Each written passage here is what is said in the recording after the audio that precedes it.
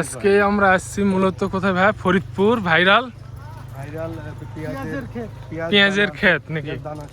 দানা ক্ষেত, যেখানে বীজ বপন হয়, রপ্তানি হয়। 70% বীজ এখান থেকে উৎপাদন হয়।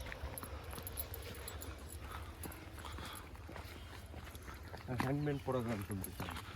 প্রত্যেকটা ফুল কি এরকম ভাঙিয়ে দিতে হয়? ভাঙিয়ে দিচ্ছেন, হাত দেয়া লাগে। ওটা করলে কি হয়? পরাগায়ন মানে এই পুরুষ আর মহিলা দুইটা ডিম অ্যাডজাস্ট হতে পারবে না, হ্যাঁ অ্যাডজাস্ট যাতে না হয় এই জন্য ভেঙে দিচ্ছেন। ভাঙিয়ে দিচ্ছে না তো, মানে ফুলের ছোঁয়া দিয়ে আরেকটা ফুলের ছোঁয়া দিচ্ছে যাতে পরাগায়ন ঘটে, মানে বীজ বপন হয়, বুঝুন কেন? আমরা ওই যে কুমড়া ফুলের যেভাবে ধরে নিয়ে কুমড়া ফুলগুলো একটার সাথে হ্যাঁ, একটা কুমড়া ফুল ছোঁয়া কিংবা যে পটল, যে আছে পটল, যে একটা পটলের লেলের সঙ্গে, ছোঁয়া হ্যাঁ ওই সিস্টেমের জায়গাটা। করলে এই বধুরা থেকে গেলে তার বধু অপারেশন করে বধুটা চলে গেলে এটা আর ই করবে না, কাজ হবে না। ফুলটা আর পোক্ত হবে না, সবাই দেওয়া লাগবে, বীজ হবে না রে বা বোঝো না।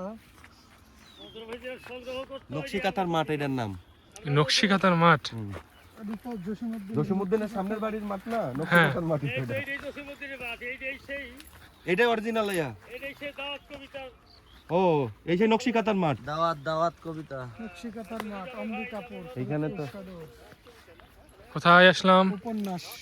অম্বিকাপুর সদর কবি এইসব, এই যে করা মেলা অন্যান্য এটা আমাদের সেই পল্লী কবি জসীমউদ্দিনের নকশিকাতার মাঠ। সেই মাঠে এই ইয়াং ম্যান, এই পেঁয়াজের বীজগুলো উৎপাদন করছে কৃষকরা। ম্যাক্সিমাম জমি নাকি এই আমাদের যে পল্লী কবি জসীমউদ্দিন সাহেবের। এটাকে ধরো। একজন আছে গোপালগঞ্জের, একজন আছে চাপাইয়ের, একজন আছে যশোরের। চাপায়ের বহুত লোক আছে এখানে কাজ করে, তোরা বিশ্বাস মেলা। এই যে আমরা পরাগায়ন করে দিচ্ছি চঞ্চল। এই হ্যাঁ, পরাগায়নটা কিভাবে করে একটু দেখে দাও তো। একটা ফুল থেকে আরেকটা ফুলে হাতের স্পর্শ স্পর্শ দ্বারা দিতে হয়। পরাগায়ন করে দিচ্ছি আমরা, যাতে বীজগুলো খুব সুন্দরভাবে হয়। চরিত্র খারাপ করে দিচ্ছে আমরা ফুলে। আচ্ছা, যাই হোক, আমি দেখাবো এখন এই আশিক যে ভাই, ফুলগুলো যে কদম মুকুল বাগান থেকে হচ্ছে ভালো ফুটে, মুকুলগুলো থেকে কিভাবে ফুটে সেটা খুলে দেখাবো আমরা। যেটা প্রকৃতি আল্লাহর প্রদত্ত সৃষ্টি, যেভাবে ফুটে ফুটে বড় হয়। এই যে ফুলটা এখন সুন্দরভাবে ফুটছে, এটা আস্তে আস্তে এখন বড় হবে এবং পরাগায়ন হবে। পরাগায়ন তুমি ঘটায় দাও। এই যে চরিত্র নষ্ট করে দেন ফুলে। হরণ করে দিলাম।